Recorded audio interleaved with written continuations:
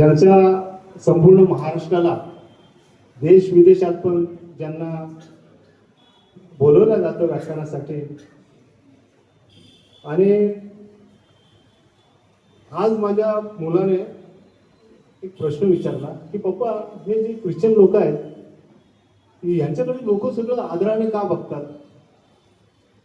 त्यांनी समाजामध्ये एक आदर्श निर्माण केला आपल्या बिहेवियरमधून, आपल्या वागणुकीमधून, आणि आज आम्हाला देखील बौद्ध समाजाला पण आदर्श निर्माण करायला पाहिजे. आमच्या आंबेडकर जयंतीला मिरवणुकी जातात, लोक इकडे असेल तर तिकडे जातात. आम्ही आमचं वर्तणुकीमध्ये बदल करायला पाहिजे. भोसेकर सरांकडे जर बघितलं तर आम्हाला पण असं वाटतं की आमच्या येणाऱ्या पिढीने असंच टापटीप राहायला पाहिजे. समाजामध्ये त्यांनी आता आदर्श निर्माण केला पाहिजे की आपण प्रत्येक व्यक्तीनेच की त्यांच्याकडे बघितलं तर त्यांना असं वाटलं पाहिजे की हे बुद्धिस्ट आहेत म्हणून. सॉरी हा, जास्त बोललो असेल मी, परंतु आमच्या मुलांसमोर ते एक आदर्श आहे. बघा, समाजातून आज आदर्शांची कमी कमी होत चाललेली आहे. आमच्या मुलांसमोर, येणाऱ्या पिढीसमोर आदर्श नाहीये. आमचं कुठं आहे हो? आमच्या घरातला एखादा व्यक्ती, आता मी म्हणजे आमचे आजी वगैरे बघतो जे लालबाग आणि चिंचपोकळीच्या परिसरात, बिडकीच्या परिसरात राहणारे, आमची आजी सकाळी उठली 6 डिसेंबरला काही खायची नाही, प्यायची नाही, पहिले जाऊन दर्शन घ्यायची आणि नंतर येऊन ती 2-3 वाजता जेवणार किंवा संध्याकाळी 6 वाजता. हे आयडल आहे, आदर्श त्यांनी निर्माण केला. आमच्या पिढीला आज हे बघायला मिळत नाही. आणि म्हणून भोसेकर सरांचा परिचय तर सगळ्यांना आहेच.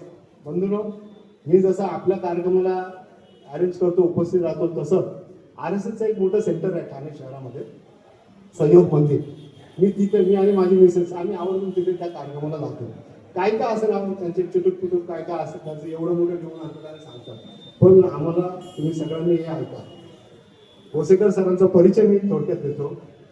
BSc फिजिक्स आहे, MA मध्ये पाली केलं, बौद्ध अध्ययन सावित्रीबाई फुले विद्यापीठातून प्रथम क्रमांक आणि सुवर्ण पदक त्यांनी पटकवलेले आहे पालीमध्ये. Diploma in Buddhist art and archaeology मध्ये त्यांनी हे केलेलं आहे. नाशिकमध्ये सावित्रीबाई फुले विद्यापीठाच्या सहाय्याने गेली 17 वर्षापासून पाली भाषा वर्ग ते चालवतात. बुद्धकालीन लिपीचे अध्ययन आणि अध्यापन त्यांनी केलेलं आहे. सम्राट अशोकाची धम्मलिपी 2500 मुलांना शिकवली. तो एक जागतिक विक्रम झाला आहे. लिम्का बुक ऑफ वर्ल्ड रेकॉर्डमध्ये त्यांचं नाव समाविष्ट झालेलं आहे. सांस्कृतिक मंत्रालय, भारत सरकार, राष्ट्रीय पांडुलिपी मिशन यांच्या सहकार्यातून उत्तर महाराष्ट्रात प्रथमच प्राचीन लिपीचं कार्यशाळेचं आयोजन त्यांनी केलेलं आहे. बुद्धिस्ट आर्किओलॉजी हा कोर्स सर्वात प्रथम सुरू केला त्यांनी, जो आता अनेक विद्यापीठामध्ये शिकवला जातो. हे सर्वात मोठं योगदान आहे भोसेकर सरांचं. बौद्ध संस्कृतीवर आधारित भारतातील पहिले पाली मराठी भाषेतील नाटक त्रिपिटक वदामी लेखन त्यांनी केले, सादरीकरण केले. महाराष्ट्र नाट्य परिषदेने प्रथम क्रमांक त्यांना मिळालेला आहे. नाशिकमध्ये 3 दिवसीय आंतरराष्ट्रीय धर्मनिरपेक्षता संमेलन आयोजन केले, ज्यांचे अध्यक्ष परमपूज्य दलाई लामा यांनी भूषवलेलं आहे. गेली 25 वर्ष महाराष्ट्रातील 1100 बौद्ध लेणींवर संशोधन व त्यांचा संरक्षण व संवर्धन विषय काम, तसेच प्रत्यक्ष कार्यशाळा व प्रसार त्यांनी केलेला आहे. अनेक लेखन, भाषणे आणि वर्तमानपत्रामध्ये ते प्रसिद्ध झालेले आहे. गेली 25 वर्ष महाराष्ट्रात व परदेशात भगवान बुद्ध, संत कबीर आणि डॉक्टर बाबासाहेब आंबेडकर यांच्या विचारांच्या व्याख्यातून प्रचार आणि प्रसार ते करतात. त्रिलक्ष्मी बुद्ध लेणी, नाशिक बुद्ध लेणीचा एक संपूर्ण माहिती ग्रंथ त्यांनी प्रकाशित केलेला आहे. धार्मिक संग्रह 7व्या शतकातील नेवारी लिपी आणि संस्कृत भाषेतील ग्रंथ संपादित त्यांनी केलेला आहे.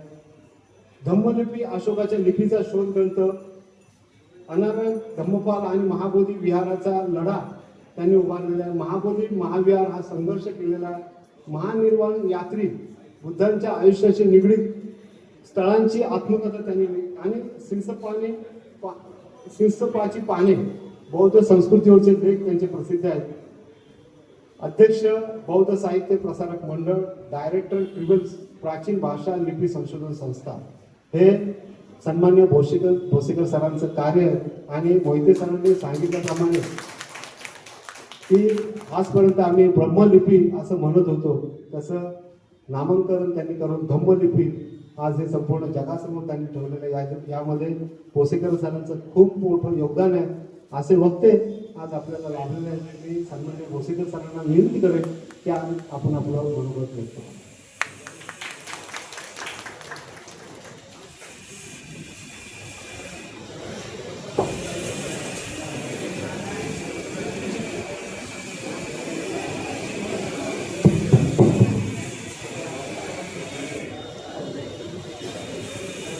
महाकारुणिक तथागत भगवान बुद्ध, बोधिसत्व डॉक्टर बाबासाहेब आंबेडकर यांच्या आदर्श विचारांना पंचांग प्रणाम. मित्रांनो, डॉक्टर बाबासाहेब आंबेडकर प्रशिक्षण प्रबोधिनी यांनी आयोजित केलेले आयुष्यमान प्राध्यापक विजय मोहिते सर यांचं पाली भाषा आणि डॉक्टर बाबासाहेब आंबेडकर या पुस्तकावरचं परिसंवाद आणि पंते आयानशील कीर्ती यांनी लिहिलेलं बौद्धांचे संविधानिक अधिकार या पुस्तकाचं प्रकाशन या कार्यक्रमाला आज आपण सर्वजण उपस्थित राहिलेलो आहोत. कार्यक्रमाचे अध्यक्ष प्राध्यापक आशालता कांबळे मॅडम, त्याचबरोबर लेखक आणि बनते आणि आपल्या सर्वांना सविनय जय भीम. मित्रांनो, सर्वात प्रथम मी मोहिते सरांचं अभिनंदन करेन की त्यांनी एक खूप सुंदर पुस्तक लिहिलेलं आहे. बाबासाहेबांनी पाली भाषेला दिलेलं योगदान हे अतिशय अनन्यसाधारण असं आहे. आणि मोहिते सरांनी या पुस्तकाच्या निमित्तानं इतरही बरीच माहिती संकलित केली आणि ती आपल्या समोर सादर केलेली आहे. त्यामुळं एका अर्थानं हे पुस्तक एक रेफरन्स बुक म्हणून आपण वापरू शकतो. त्याच्यामध्ये पाली साहित्याच्या बद्दल ज्या ज्या व्यक्तींनी प्रचंड काम केलेले, मग ते राईस डेव्हिड पासून असेल तर आत्ताच्या नवसंशोधकांपर्यंत, ह्या सगळ्यांनी जे जे योगदान दिलेलं आहे ते आपल्यासमोर त्यांनी मांडलेलंच आहे. त्याचबरोबर बाबासाहेबांचे वेगवेगळे विचार, मग ते पाली साहित्याबद्दल असेल, बौद्ध धम्माबद्दल असेल, पंढरपूरबद्दल असेल, याचाही त्यांनी त्याच्यामध्ये उल्लेख केलेला आहे. त्यामुळे पुस्तक हे वाचनीय आहे आणि एका अर्थानं संदर्भीय. पाली भाषा संदर्भात जर बोलायचं झालं मित्रांनो, साधारणतःपणे 2001 या सालामध्ये मी पाली भाषेचा अभ्यासाला सुरुवात केली. त्यावेळेस मगाशी मोहिते सरांनी उल्लेख केला होता की मुंबई विद्यापीठ आजही संस्कृत म्हणजे डिपार्टमेंटच्या अंडर पाली. त्यावेळेस आम्ही प्रचंड प्रयत्न केले आणि पुणे विद्यापीठामध्ये, म्हणजे आताचं सावित्रीबाई फुले पुणे विद्यापीठ, तिथे देखील पाली भाषा विभाग हा संस्कृत विभागाच्या अंतर्गत होता आणि त्याला प्रचंड वेगवेगळी स्ट्रॅटेजी वापरली आणि पाली विभाग हा वेगळा विभाग तिथं केला आणि त्यामुळं पाली विभागाची स्वतःची इमारत तयार झालेली, त्याला वेगळे फंड्स मिळाले. त्याच दरम्यान, त्याच्यानंतरच्या दरम्यान साधारणतः 2011-12 साली मुंबई विद्यापीठामध्ये देखील पाली भाषा विभाग हा वेगळा व्हावा यासाठी आम्ही प्रयत्न केले आणि त्यावेळेस महाराष्ट्राचे मुख्य सचिव हे आयुष्यमान रत्नाकर गायकवाड सर होते आणि त्यांच्या मागे लागून आम्ही एक विशेष मीटिंग आयोजित केली. मला चांगलं आठवतं, पुण्याहून मी, नंतर पुणे विद्यापीठाचे म्हणजे पाली विभागाचे प्रमुख प्राध्यापक डॉक्टर महेश देवकर आणि आणखीन बरेच लोक आम्ही त्या मीटिंगला गेलो. परंतु दुर्दैव असं की मुंबई विद्यापीठाच्या पाली विभाग प्रमुख त्या दिवशी मीटिंगला आल्या नाहीत आणि त्यामुळं जो विभाग वेगळा होणार होता तो विभाग आजही होऊ शकलेला नाही. आणि मी हे सरळ सांगतो कारण ही सरळ फॅक्ट आहे, म्हणजे याच्यामध्ये खोटं असं काही नाही. मग पाली भाषा ज्याच्याबद्दल आपल्याला एवढं प्रचंड प्रेम आहे, याच्याबद्दल आपल्याला एवढी प्रचंड आत्मीयता का बरं असायला? बाबासाहेबांनी बौद्ध धम्म आपल्याला दिला आणि बुद्धांच्या वचनांची भाषा पाली भाषा म्हणून आपण ती शिकायला पाहिजे का, हा मोठा प्रश्न आहे. मला माहित नाही तुमच्यापैकी किती जणांकडं बाबासाहेबांच्या रायटिंग्स अँड स्पीचेसचा 16वा खंड घरी आहे. बहुतेक सगळ्यांच्याच घरी असेल. किती जणांनी वाचला हा मोठा प्रश्न आहे. किती जणांनी उघडून पाहिला हा त्याहूनही मोठा प्रश्न आहे. आणि किती जणांनी त्याच्यावरची धूळ अद्याप झटकली नाहीये हा आता गहन प्रश्न आहे. मी जेव्हा पाली भाषेचा अभ्यास सुरू केला आणि त्यावेळेस बाबासाहेबांचा हा 16वा खंड वाचल्यानंतर माझ्या मनात प्रचंड जिज्ञासा निर्माण झाली की बाबासाहेबांनी हा ग्रंथ का लिहिला. कारण जर तुम्ही तो कालावधी पाहिला तर ग्रंथ लिखाणाचा, तर बाबासाहेब अतिशय उतार वयामध्ये म्हणजे आजारी असताना तो ग्रंथ लिहिला. आणि म्हणून ती जिज्ञासा माझ्या मनात होती की हा ग्रंथ का लिहिला असावा.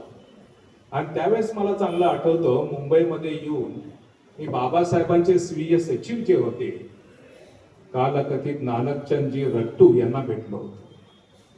आणि त्यांना मी एकच प्रश्न विचारला होता की सर मला एक सांगा की बाबासाहेबांनी हा ग्रंथ का लिहिला. ते म्हणाले की भोसेकरजी तुम्ही पहिले व्यक्ती आहात की ज्यांनी हा प्रश्न मला विचारला.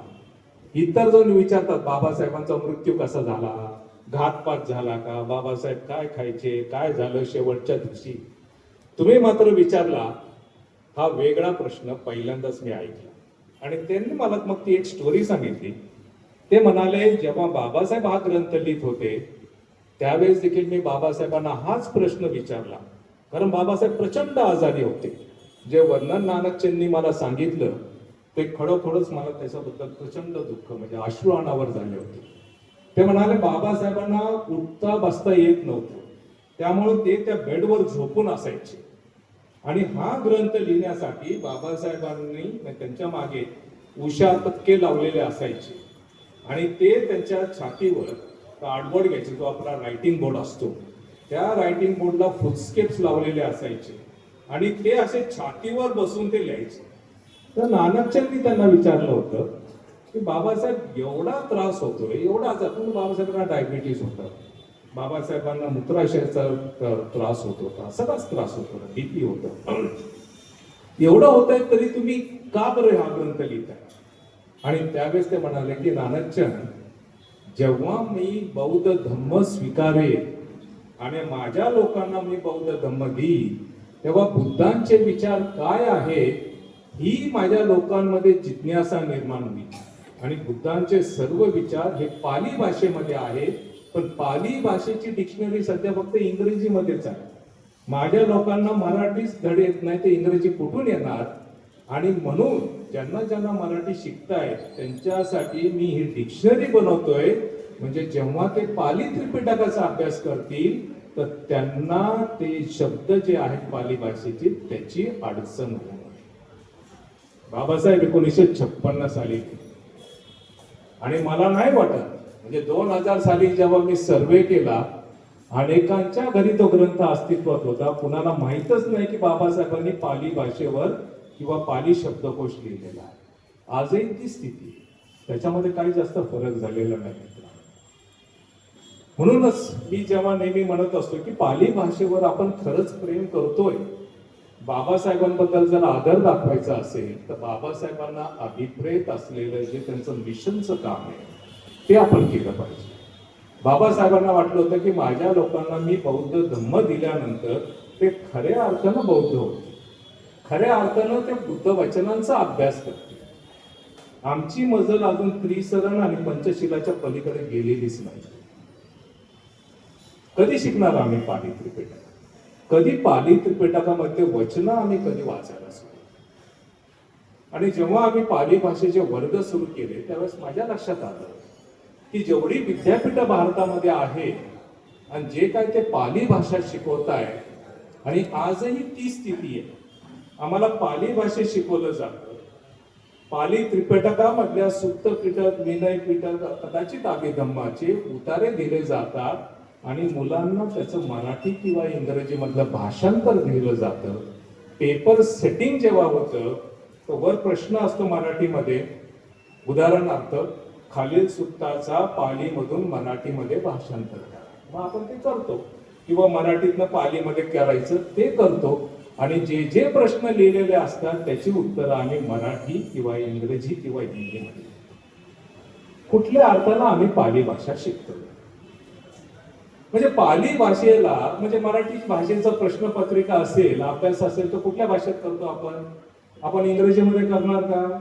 मराठीतच करतो. हिंदीचा अभ्यास हिंदीमध्ये करतो, इंग्रजीचा अभ्यास इंग्रजीमध्ये करतो. मग पाली भाषेचा अभ्यास आम्ही पाली भाषेमध्ये का बरं करतो?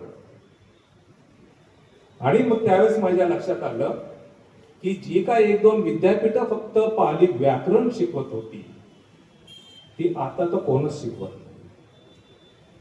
कुठल्याही भाषेचा अभ्यास करायचा असेल तर व्याकरणाची बैठक आपली पक्की झाली पाहिजे. आम्ही जर पाली भाषेमध्ये संवादच करत नसू तर आमचे विद्यार्थी कुठल्या तोंडानं सांगतात मी पाली भाषेमध्ये MA केलेलं आहे? मला त्यांनी 4 वाक्य पाली भाषेमध्ये बोलून दाखवावी, तरच आपण त्यांना MA इन पाली म्हणू शकतो.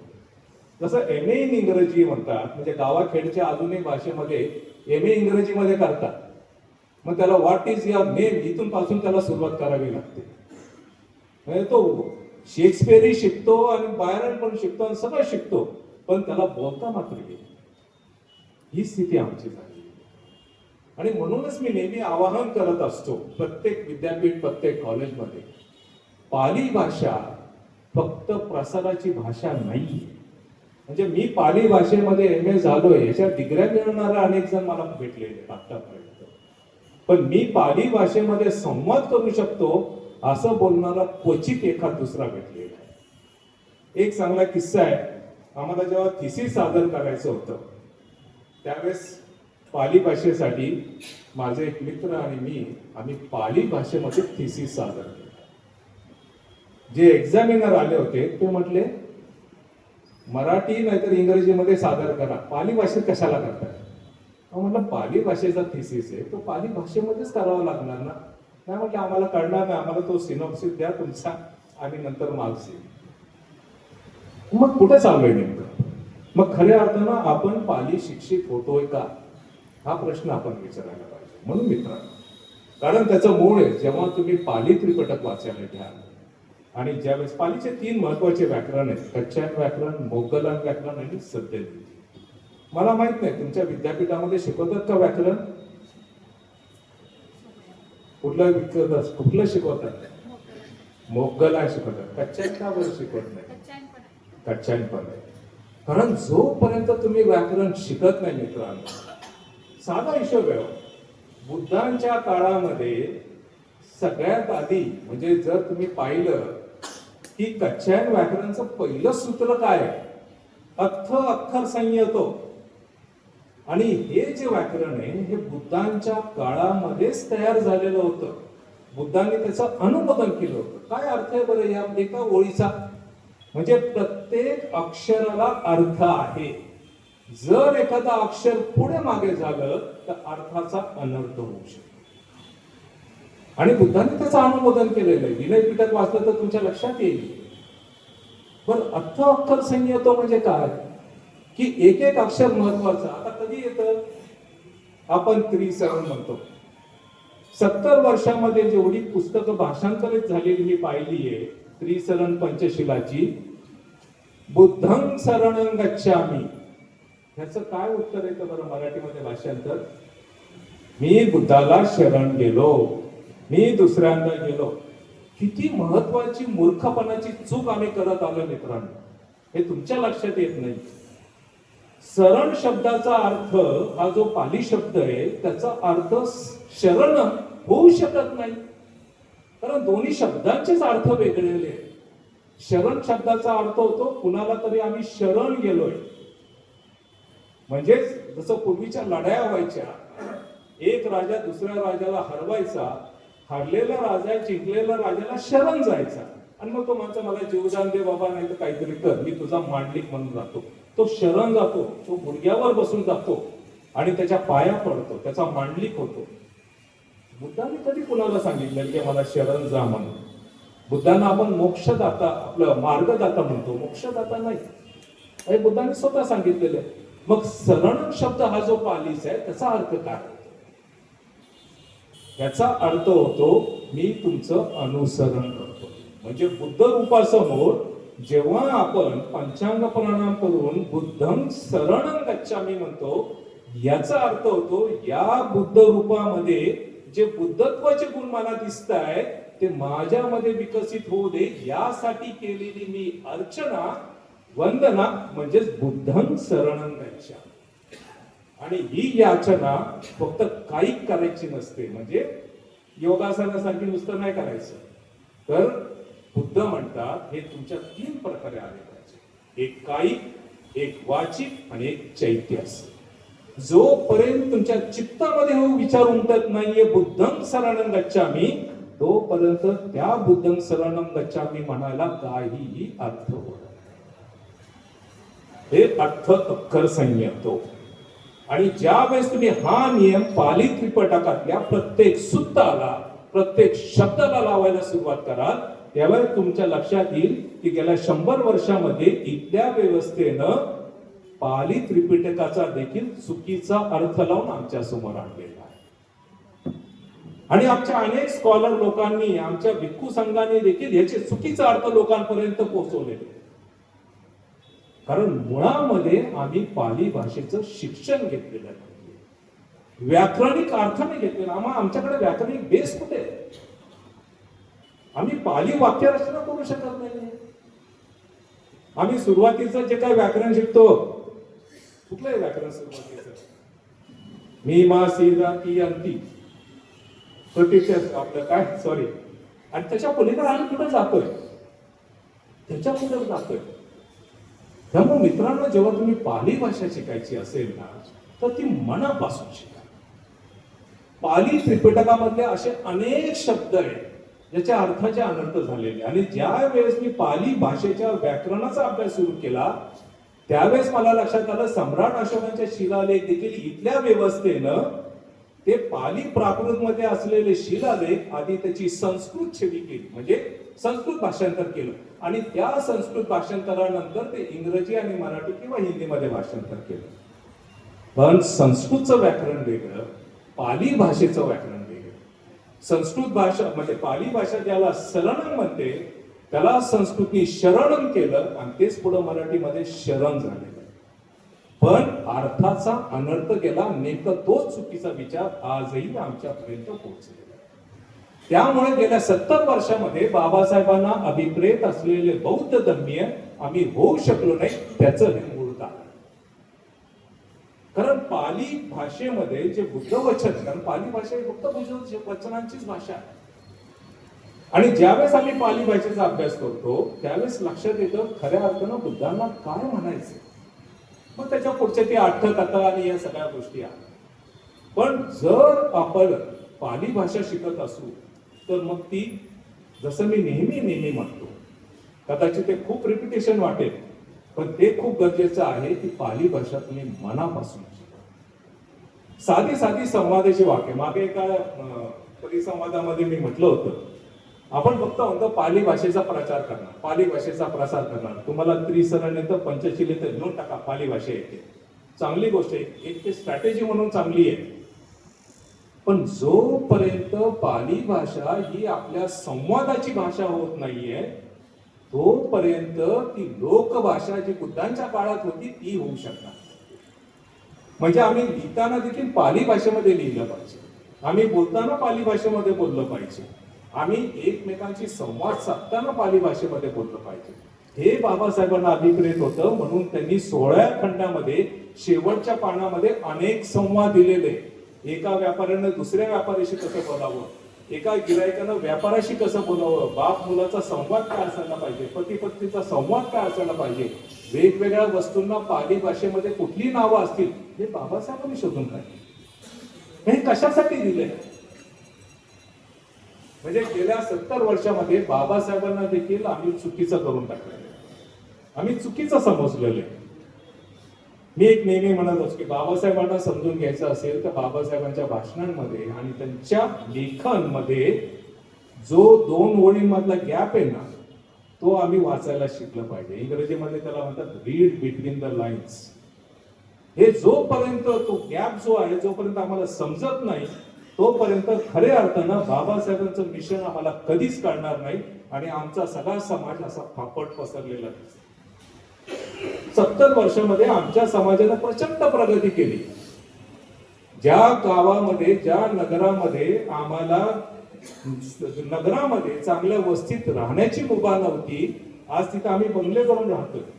ज्या ठिकाणी आम्हाला उष्ट पाक शिळं खायचंच एक कंपल्सरी होती, आज आमच्या लोकांची 5 स्टार हॉटेल्स आहेत. जिथं आम्हाला फाटके तुटके कपडे घालायची मुभा होती, चिखलानं भरलेले होते, आज आम्ही इंटरनॅशनल ब्रँडचे कपडे घालतो. म्हणजे मटेरियलिस्टिक गेन आमच्यात प्रचंड झालेले आहे. इंटेलेक्च्युअल गेन आणि सोसायटील गेन किती झालाय आमच्या, हा प्रश्न आम्हाला विचारला पाहिजे. आधीच्या पिढीने जे काय कष्ट घेतले ते इथपर्यंत आणलेले आहेत आम्हाला. आम्ही पुढे नेमके काय कष्ट घेणार आहोत हे खूप महत्वाचं. आणि म्हणून या अनुषंगानं मला आणखीन एक मुद्दा मांडायचा इथे की पाली भाषेमध्ये जेव्हा आपण काम करतो, अजून आम्ही त्रिपिटक देखील वाचलं नाही, पण बुद्धांच्या काळानंतर बौद्ध धम्म किंवा भिक्खू संघामध्ये जी वेगवेगळी शक्ल झाली, वेगवेगळे ग्रुप्स तयार झाले मध्ये, म्हणजे गुप्तकाळ यांचं जर तुम्ही पाली विनय वाचलं तर ते जरा वेगळे शब्द दिसतील. सार्वस्तिवादांचं जर तुम्ही पाली विनय त्यांचं विनय पिटक वाचलं, पाली भाषेमधलं असेल पण विनय पिटक वाचलं तर त्याचे शब्द थोडेसे वेगळे दिसतील. मग ह्या सगळ्या ग्रंथांचा आम्ही अभ्यास कधी करणार, एक कम्पॅरेटिव्ह स्टडी कधी करणार? बर्मा देशामधलं बर्मी लिपीमधलं आणि पाली भाषेत असलेलं त्रिपिटक जेव्हा मी ते मुद्दाम चाळायला मागितलं होतं तर तिथल्या एका भिक्खू संघात जो मॉनेस्ट्री होती त्यांनी मला ते दान स्वरूप दिलं. पण ते समजून घेण्यासाठी मी बर्मीचे एक जे भिक्खू होते माझे चांगले मित्र, त्यांना मी माझ्या शेजारी बसवलं आणि एक रॅन्डमली आम्ही एक पान काढलं. त्यांना म्हणले कुठलं सुक्त मला सांगा. माझ्याकडचं पाली त्रिपिटकचं मी काढलं आणि त्यांना म्हटलं मी एक ओळ वाचतो आणि तुम्ही एक ओळ वाचा आणि मला त्याचा अर्थ सांगा. कारण हा कंपॅरिझन करणं खूप गरजेचं आहे की तीच ओळ जी पाली त्रिपिटकामध्ये आज आपल्याला दिसतीये, जी आपण वाचू शकतो, तीच बर्मामध्ये आहे का, तीच थायलंडमध्ये आहे का, तीच श्रीलंकेमध्ये आहे का, याचा पण आम्ही अभ्यास केला पाहिजे. तरच खऱ्या अर्थानं मग या संपूर्ण याच्यातनं जेव्हा आम्ही अभ्यास करू तेव्हा त्यातनं जे काही शुद्ध स्वरूपामध्ये पाली भाषेमध्ये बुद्धांची जी वचनं आहेत ती आम्ही प्राप्त करू. एक खूप सुंदर किस्सा होता की सम्राट अशोक यांचा मुलगा आचार्य महिंद, जे अरहंत महिंद म्हणून ओळखले जातात, ते जेव्हा श्रीलंकेला गेले तर त्यांनी त्यांच्याबरोबर पाली त्रिपिटक केलं आणि त्यांनी त्याचा तिथं प्रसार केला. इसवी सन पूर्व 78 राजा वट्टगामिनीच्या काळामध्ये सगळ्यात पहिल्यांदा पाली त्रिपिटक लिपीबद्ध झालं, म्हणजे ग्रंथ स्वरूपात. आणि भारतातलं म्हणजे भारतीय उपखंडामध्ये सगळ्यात प्राचीन लिखित ग्रंथ हा पाली त्रिपिटक आहे, हे लक्षात घ्या. इथली व्यवस्था जी आपल्याला सांगते की रामायण आणि महाभारत 5000 आणि 10 वर्षापूर्वी लिहिले होते किंवा वैदिक ग्रंथ लिहिले होते, ते सगळं झूट आहे, त्याला कुठलाही पुरावा नाही.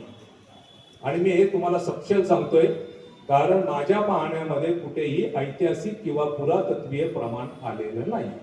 आणि पुरातत्व सांगतं बाप दाखव नाही तर श्राद्ध कर, हा साधा हिशोब आहे पुरातत्वाचा, म्हणजे प्राचीनतच.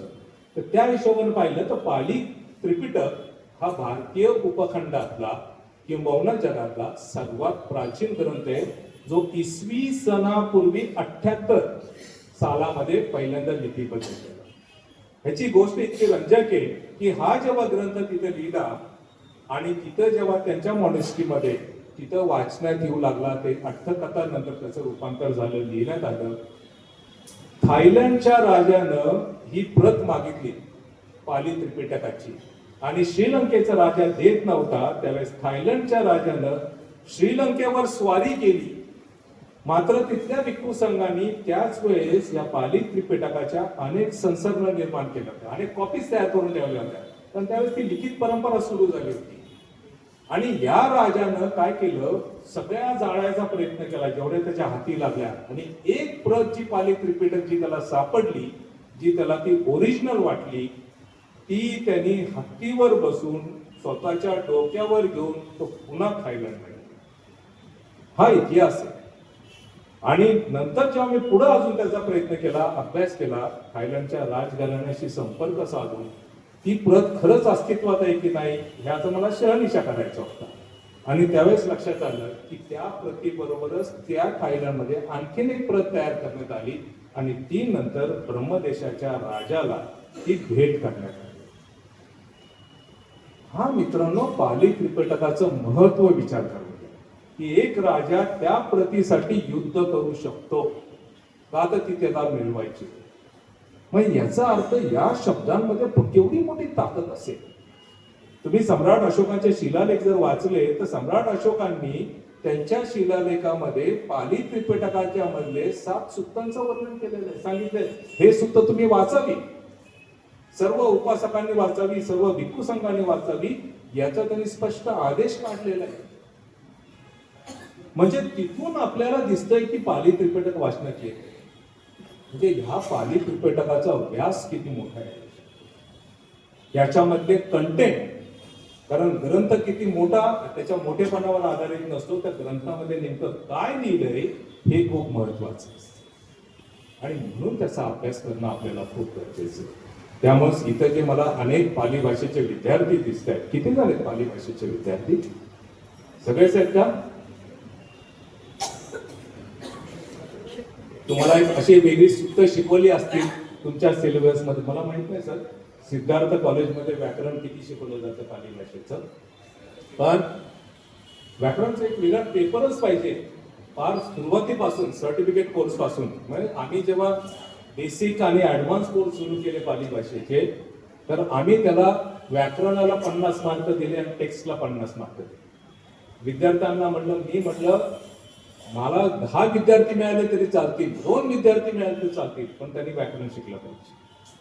आणि मला सांगायला खूप आनंद होतो की भारतामध्ये सगळ्यात पहिल्यांदा कच्चायन व्याकरणाचे, फक्त कच्चायन व्याकरणावर आम्ही ऍडव्हान्स कोर्स केला.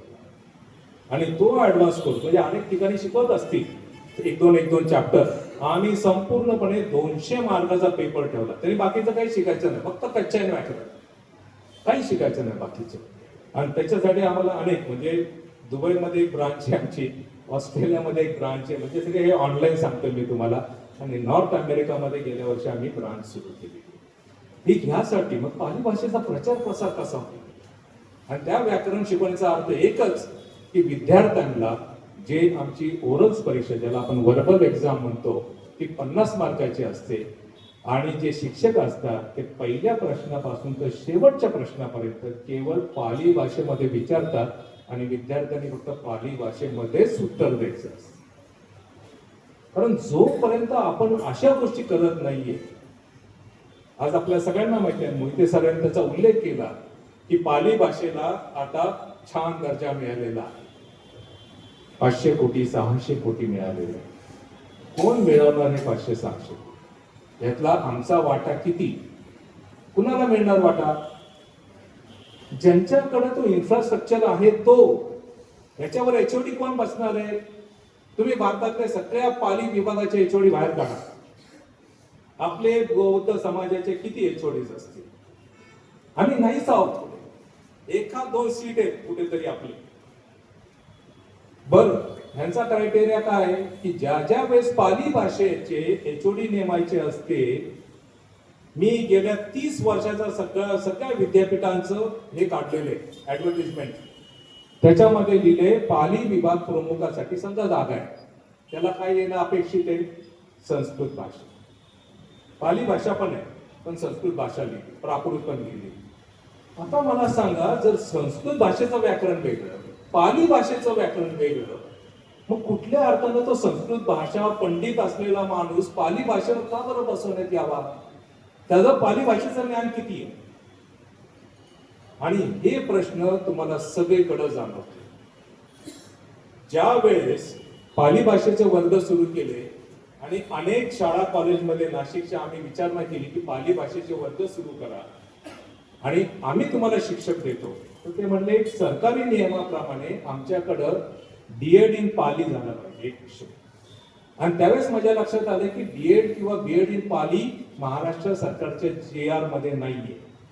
आणि आम्ही त्यासाठी प्रचंड आंदोलन केलं.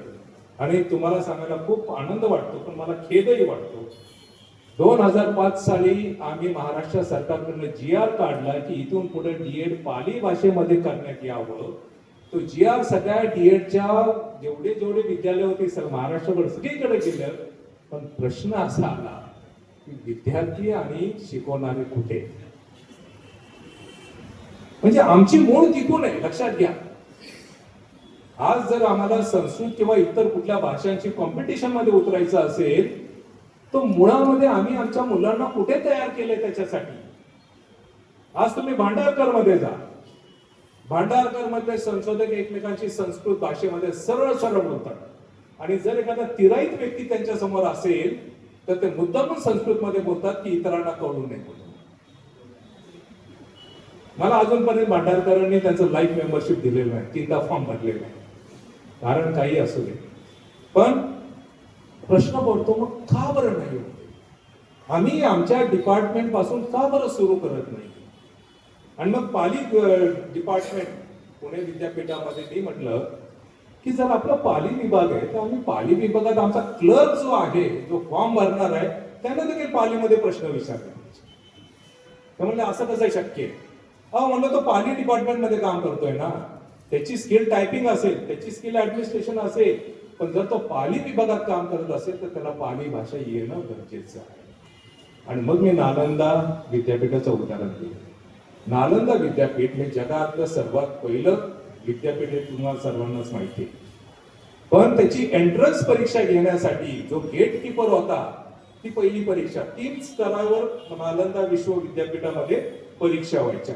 एक पहिली परीक्षा तो गेट कीपर घ्यायचा.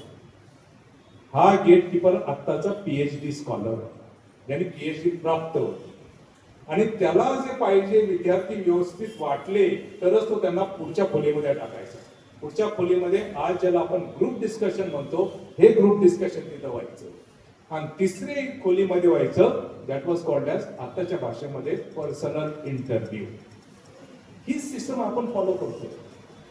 पण नालंदामध्ये जे शिक्षण द्यायचं, जे बौद्ध कलेमध्ये शिक्षण असायचं, बौद्ध साहित्याचं शिक्षण असायचं, त्यावेळेसची प्रचलित भाषा असलेली संस्कृत भाषेमध्ये संपूर्ण दिलं गेलं होतं. मग संस्कृत भाषेमध्ये असलेलं बौद्ध साहित्याचं आम्ही अध्ययन, संशोधन आणि प्रकाशन कधी करणार? हा दुसरा प्रश्न. म्हणजे पाली भाषेत करूच करू, परंतु बौद्ध साहित्य ज्या ज्या भाषेमध्ये असून त्यामध्ये आम्ही कधी ते करणार आहोत? आणि म्हणून ज्यावेळेस आम्ही ह्याच्याबद्दल म्हणजे जेव्हा UPSC MPSC मधनं, आधी UPSC मधनं पाली भाषा काढली, नंतर MPSC मधनं काढली, आणि त्यावेळेस आम्ही अख्ख्या महाराष्ट्रातनं 16 लाख सह्यांचं निवेदन एका विशेष ऍपने, म्हणजे त्यावेळेसचा कॉम्प्युटर ऍप होता तो, आम्ही असा सेट केला होता की महाराष्ट्राचे राज्यपाल, महाराष्ट्राचे मुख्यमंत्री, MPSCचे चेअरमॅन आणि राज्याचे मुख्य आयुक्त यांना, आणि त्याचबरोबर राष्ट्रपतींना, प्रधानमंत्र्यांना आणि केंद्रीय मंत्री शिक्षण खाते आणि UPSCचं चेअरमॅन यांना दररोज 110 ईमेल ऑटोमॅटिकली जाते. ऑटोमॅटिकली म्हणजे त्यांनी सकाळी त्यांच्या सेक्रेटरीने उघडलं तर पहिले 110 मेल्स फक्त आपलेच असतील. Demand for Pali language reinstitution in UPSC आणि MPSC एक्झाम्स.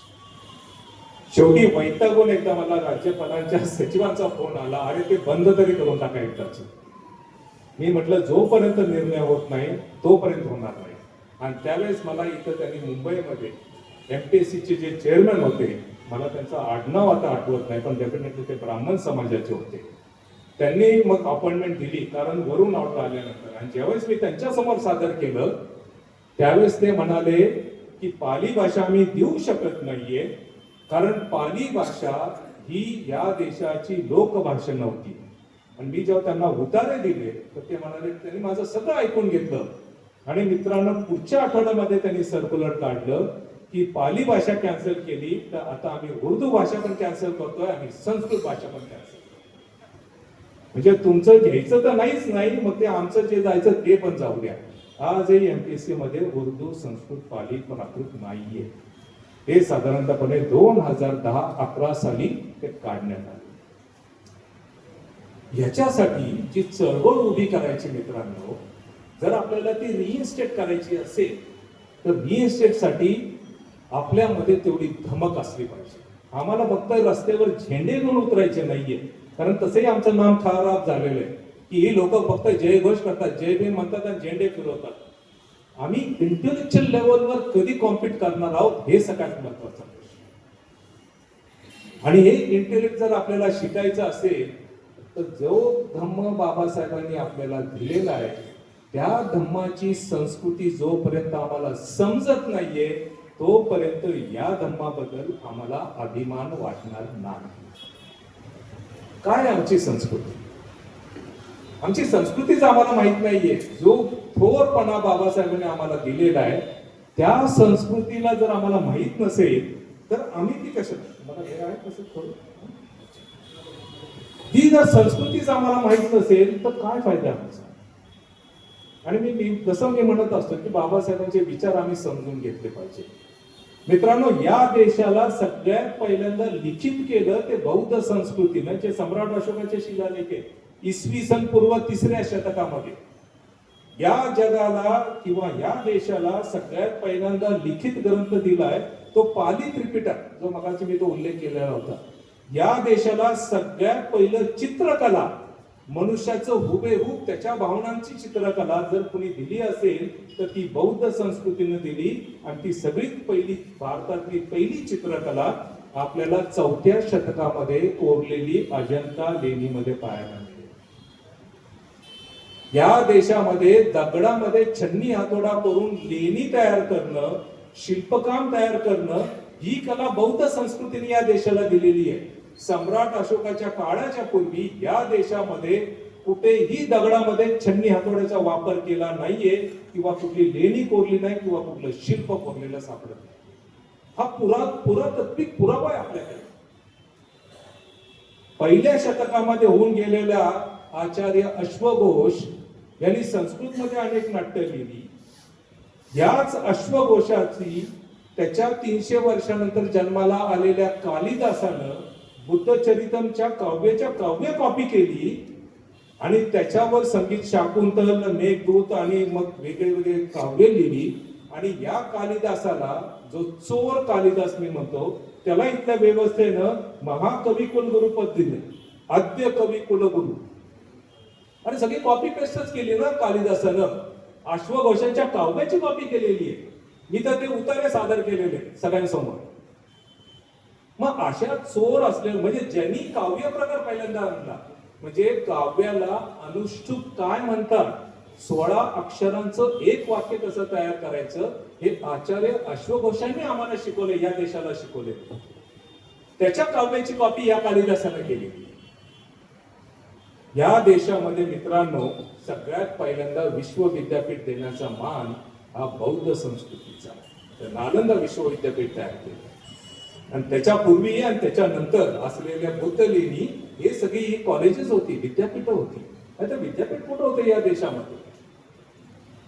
मग आपण विचार केला पाहिजे की चित्रकला आम्ही दिली, शिल्पकाम आम्ही दिलं, विद्यापीठ आम्ही दिलंय, लेखन कला आम्ही दिलीये, काय ग्रंथालयाचा हे आम्ही शिकवलंय. या देशाला खऱ्या अर्थानं कुणी घडवलंय? हे बौद्ध संस्कृतीने घडवलंय. आणि मी नेहमी म्हणतो, भारत देशाच्या संस्कृतीमधनं जर बौद्ध संस्कृती आम्ही काढून टाकली तर हा देश संस्कृतीच्या नावाने शून्य, हा जनावरांप्रमाणे होता. सगळ्यात पहिल्यांदा विटांचं बांधकाम हे सम्राट अशोकाने केलं, महाबोधी महाविहार, ज्याचा इतिहास इसवी सन पूर्व 3ऱ्या शतकामध्ये आहे. हे आम्ही का विसरतोय? आणि बाबासाहेबांनी प्रचंड आदराने हा धम्म आम्हाला दिला. आणि म्हणूनच ते नारायणला म्हणाले होते की ज्यावेळेस माझे लोकांना बुद्ध वचन वाचायला सुरुवात करतील त्यावेळेस त्यांना खऱ्या अर्थानं बौद्ध धम्म काय आहे हे कळेल. आम्ही त्याची सुरुवात नाही केली. जेव्हा तुम्ही पाली त्रिपिटक वाचता त्यावेळेस आम्हाला लक्षात येतं की बुद्धांचे त्या काळचे विचार हे किती प्रगल्भ होते. जर जगाने तर सोडून द्या, पण जर भारताने बुद्धांचे विचार शिकवले असते, त्याचं आचरण केलं असतं आज भारतामध्ये स्त्री भ्रूण हत्या झाली नसती, स्त्रियांवर अत्याचार झाले नसते, या देशामध्ये हिंसाचार झाला नसता. These are the moral teachings of the Buddha. हे आम्ही समजलं पाहिजे.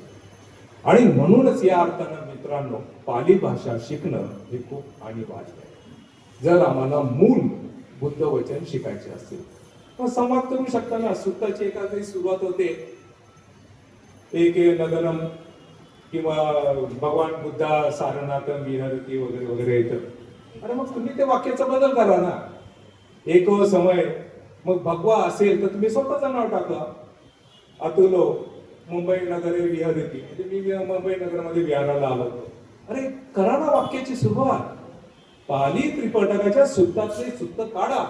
जिथं जिथं भगवा दिसत तिथं स्वतःचं नाव टाका. तुमचं एक पॅराग्राफ तयार होऊ शकतो. कमीत कमी तुम्हाला त्याची सवय होईल. आणि जर तुम्हाला त्याचे अर्थ कळाले तर तुम्ही त्याचं वेगळं वेगळं बदलू शकता. काय काय कठीण गोष्ट आहे काही नाहीये. पण हे तुम्हाला तुमचे शिक्षक सांगणार नाहीये, ज्यांना फक्त पाली भाषा नावासाठी शिकवायची आहे तेच करणार. आणि तुम्हाला स्वतःला शिकायचं नाही. त्यामुळे मित्रांनो, पाली भाषेचं डिग्री सर्टिफिकेट घरामध्ये फ्रेम करून लावण्याच्या आधी स्वतःला विचारा, मला खरंच पाली भाषेमध्ये 5 वाक्य संवाद रूपी येतात का?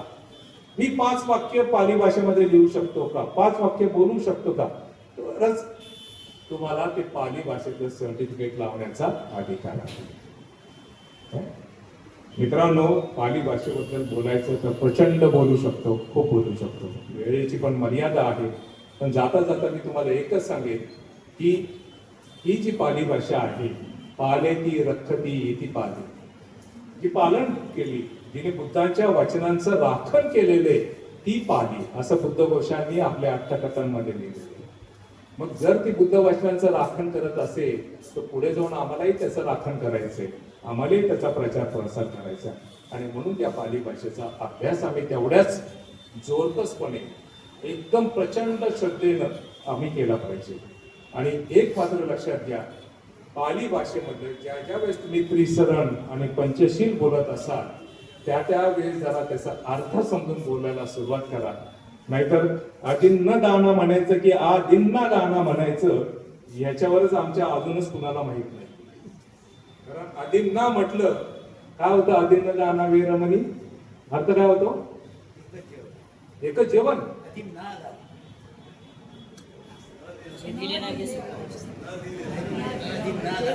न दिलेलं मी घेणार नाही. आणि आदिन्न म्हटलं पाली भाषेमध्ये लक्षात घ्या, अक्षर संयत, एक एक अक्षराला महत्व आहे, अर्थाचा अनर्थ होतो. आदिन्न दाना म्हटलं तर काय होतं? ऑपोजिट, जे माझं नाही ते मी खेचून घेईन, म्हणजे चोरी करेल. आता बुद्धाने किती चांगले विचार सांगितले. आदिन्न दाना वेरमणी, आम्ही तो आदिन्न दाना वेरमणी सगळ्यांसमोर आम्ही म्हणतो, म्हणजे जे माझं नाही ते मी घेईन. आणि बुद्ध म्हणतात, तुम्ही जे जे बोलाल ते तुमच्या मनावर संस्कार होतील आणि तसंच तुम्ही आचरण करा. आयुष्यभर आम्ही चोरीच करत आलो कुठल्या ना कुठल्या मार्गाने. हा विचार करायला सुरुवात. पाली भाषा खूप समृद्ध आहे, खूप सुंदर आहे. पण पाली भाषेवर तुम्ही तुमच्या प्रियकरासारखं किंवा प्रेयसीसारखं प्रेम करायला सुरुवात. ज्या दिवशी, कारण प्रियकर आणि प्रेयसी आपल्या मनात असतात ना, आपण मनापासून सकाळी उठल्या गुड मॉर्निंग. आता तर इमोजी जातात, ते इमोजीवरचा वेगळा चॅप्टर आहे माझा लेख म्हणजे व्याख्यानामध्ये. पण तुम्ही जर तिला किंवा त्याला काय सांगणार पाली भाषेमध्ये गुड मॉर्निंग म्हणायचं असेल तर काय सांगणार? कोणी आहे का पाली भाषेचे विद्यार्थी? सुप्रभात, सुप्रभात, पला प. ज्यावेळेस तुम्ही म्हणता तर त्याचा अर्थ होतो गुड मॉर्निंग, सुप्रभात. हे पाली संस्कृतमध्ये सुप्रभात झालं, सुप्रभातम झालं. आणि तसं सुरुवात तर करायला काय हरकत आहे? कदाचित तुमचा प्रियकर किंवा प्रेयसी विचारायला हे काय बिघड सांगतंय, स्पेलिंग मिस्टेक आहे, सांगायचं ना बाबा मी पाली भाषा शिकते म्हणून मी पाठवते. सुरुवात करायला काय हरकत आहे? आणि मित्रांनो लक्षात ठेवा, पाली ही जड भाषा नाही. एकेकाळी ती जनभाषा होती. त्याच्यामध्ये बुद्धांचे उदान आहे. उदान म्हणजे काव्य, गेय. पाली भाषेमध्ये, पाली साहित्यामध्ये सगळ्यात पहिल्यांदा नवरसाचा आविष्कार दिसतो.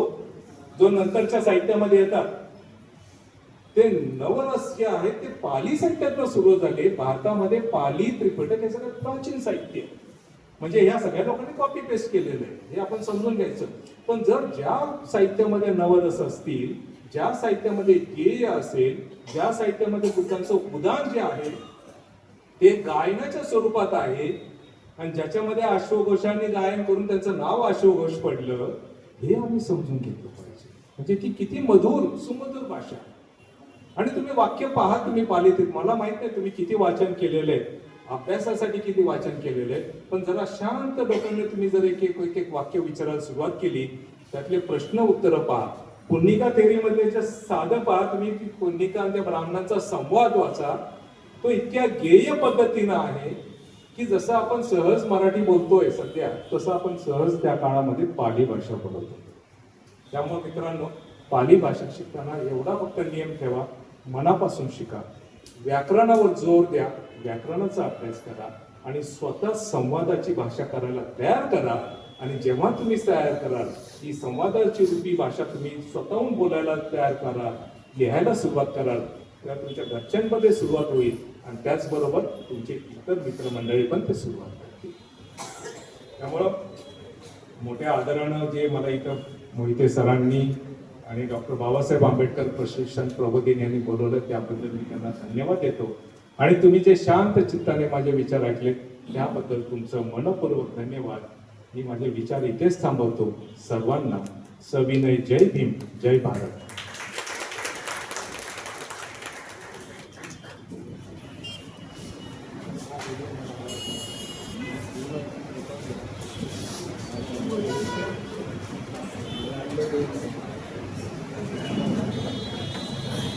धन्यवाद सर,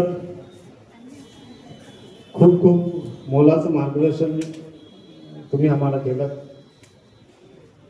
मला असं वाटतं डॉक्टर बाबासाहेब आंबेडकरांनी आपल्याला भारत बौद्धमय करीन हा संदेश दिला, परंतु त्यांचा जो मतितार्थ आहे, त्याचं जे गांभीर्य आहे, ते आम्ही कुठेतरी समजून घेण्यामध्ये थोडं कमी पडलो. कारण आज आम्ही भारत मूर्तिमय करण्याच्या मागे लागलेलो आहोत, विहारमय करण्याच्या मागे लागलेलो आहोत, किंवा जे सफेद कपडे घालून प्रत्येक कार्यक्रमामध्ये आपण उपस्थित राहतो त्याच्याकडे आपलं जास्त लक्ष केंद्रित झालेलं आहे. परंतु पाली भाषा ज्यामध्ये आपली आमची संस्कृती दडलेली आहे, कारण आज आम्ही हिंदू संस्कृतीमध्ये जगत आहोत. बाबासाहेबांनी आपल्यासमोर एक ऑब्जेक्ट ठेवलेला आहे की आम्हाला आमची या देशामध्ये बौद्ध संस्कृती विकसित करायची आहे, तिला स्थापित करायची आहे. आणि ती जर बौद्ध संस्कृती आम्हाला जर कधी पुनर्जीवित करायची आहे, ते पुनर्स्थापित करायचे असेल तर आम्हाला पाली शिकणं खूप महत्त्वाचं आहे. मी तर पुढे जाऊन असं म्हणेन की आपल्या सर्वांना निसर्गाने एका उद्देशाने जन्म दिलेला आहे की तुमच्या हातून कुठेतरी चांगलं काम झालं पाहिजे. आणि जर कधी आम्ही पाली भाषा शिकलो नाही, की निसर्गाने जे आपल्यावर जबाबदारी सोपवलेली आहे ते कुठेतरी आपण अधुरं काम करून जाणार आहोत. त्यामुळे प्रत्येकाने पाली भाषा शिकणं खूप गरजेचं आहे. मला वाटतं भोसेकर सरांना मी सांगेन की पुढच्या वेळेस जर कधी तुम्ही या कार्यक्रमाला आलात आणि तुम्हाला निमंत्रण दिलं तर माझ्या घरात पहिले बाबा मिसेस आहे सुद्धा मी पाली फलंदाज शिकवण्यासाठी प्रयत्न करणार आहे आणि थोडं सगळ्यांनीच करावा अशी विनंती करतो. आणि यानंतर आजच्या या कार्यक्रमाला